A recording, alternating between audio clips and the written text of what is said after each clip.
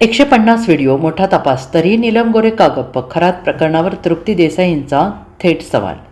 महिलांच्या लैंगिक शोषण आणि अत्याचाराच्या गंभीर आरोपांमुळे चर्चेत असलेल्या भोंदूक अशोक खरात प्रकरण वाढत असून राज्यभरात संतापाचं वातावरण निर्माण झालं आहे. अनेक राजकीय नेते आणि सेलिब्रिटी खराच्या संपर्कात होते अशी माहिती याआधी समोर आली होती. दरम्यान या प्रकरणात नवे वळण देत सामाजिक कार्यकर्त्या तृप्ती देसाई यांनी विधान परिषदेच्या उपसभापती आणि शिवसेना शिंदे गटाच्या नेत्या नीलम गोरे यांच्यावर गंभीर आरोप करत अनेक सवाल केले आहेत. देसाई यांच्या म्हणण्यानुसार कोरोनापूर्वी नाशिकमधील पाथर्डी फाटा परिसरातील एक्सप्रेस इन हॉटेलमध्ये गोरे मुक्कामाला असताना अशोक खरात त्यांना भेटण्यासाठी गेला होता. त्यांनी त्यांचे भविष्य सांगितले होते. देसाई यांनी पुढे म्हटलं आहे की हे प्रकरण उघडकीस आल्यानंतर अनेकांनी प्रतिक्रिया देण्याचे टाळले. मात्र विशेषतः नीलम गोरे यांची भूमिका अद्याप स्पष्ट झालेली नाही. अगदी छोटे प्रकरण असले तरी त्याबद्दल प्रेस नोट काढणं, त्यावर जाहीरपणे त्या बोलत असतात. पण आता अख्खं अधिवेशन झालं, तिथे त्या उपसभापती म्हणून आहेत. महिलांच्या लैंगिक शोषणाचा मुद्दा आला की नीलमताई या पीडितेला भेटायला जातात. पण इथे 150हून अधिक व्हिडिओ पोलिसांकडे आले. मुख्यमंत्र्यांनी या प्रकरणाची दखल घेतली. तेजस्विनी सातपुते या महिला अधिकारी या प्रकरणाचा तपास करत आहेत.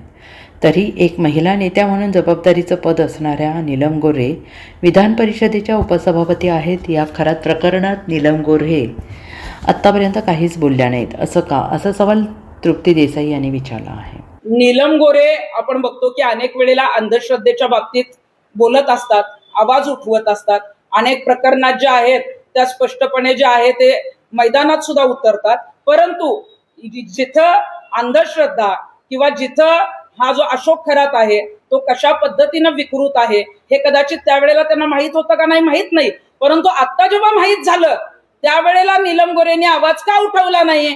त्या विधान परिषदेत उपसभापती आहेत, मग तुम्ही तो मुद्दा मांडायला कुठल्या आमदारांना का सांगितला नाही? आज तुमचा पक्ष सत्तेत आहे, तुमच्या पक्षातल्या सत्ताधारी आमदारांना विधान परिषदेत जे आहे ते हा मुद्दा मांडणं गरजेचं होतं. किंवा नीलमताई गोरेंनी मुख्यमंत्र्यांना जे आहे ती तक्रार निवेदन देणं गरजेचं होतं. मग आता नीलमताई तिथं फक्त हात दाखवायला जात होत्या का अशोक खरात ज्या पूजा करायचा, ज्या पद्धतीनं एखाद्याला जे आहे ते मंत्रीपद मिळावं किंवा आमदारकी मिळावं म्हणून काही अघोरी कृत्य करायचा, त्या संदर्भात त्यांनी ते विधी केलेत का नाही याची मला माहित नाही. परंतु मंत्रीपद मिळण्यासाठी आणि आमदारकी मिळण्यासाठी मात्र त्या कॉलेज रोडच्या ऑफिसमध्ये खरातला भेटण्यासाठी गेलेल्या होत्या. करांचे अनेक व्हिडिओ बाहेर आले, अनेक फोटो बाहेर आले. त्यांनी ज्या पद्धतीने एका पत्रकारावर दबाव टाकला, त्या पत्रकाराने जे आहे ते SITला स्टेटमेंट दिलं आणि असे अनेक पुरावे मिळाल्यामुळं जे अशोक खरात प्रकरणामध्ये रुपाली चाकणकरांची चौकशी झाली होणार आहे, त्यांना समन्स येणार आहे. परंतु मग ज्यांची नावं आली नाहीत ह्या महिला नेत्या ज्या उच्चपदस्थ आहेत, मग आता नीलम गोरेंची चौकशी का करू नये? नीलम गोरेंनी हे का लपवलं? एवढं मोठं प्रकरण बाहेर आल्यानंतर तुम्ही जाहीरपणे तर बोललाच नाहीत, परंतु तुम्ही खरातकडे जात होता आणि तुम्हाला ही माहिती तो विकृत असल्याची आता मिळाली आणि ह्या महिलांवर जे काही लैंगिक शोषण झालंय या संदर्भात आता नीलमताई आवाज उठवणार आहेत. असं नीलमताईंची कुठली प्रेस नोट, असं कुठलंही निवेदन मुख्यमंत्र्यांना लेखी तक्रार का दिली नाही? त्यामुळे नीलमताई गोरे यांची सुद्धा या प्रकरणात चौकशी होणं गरजेचं आहे. Bureau report, SBN Marathi, Mumbai.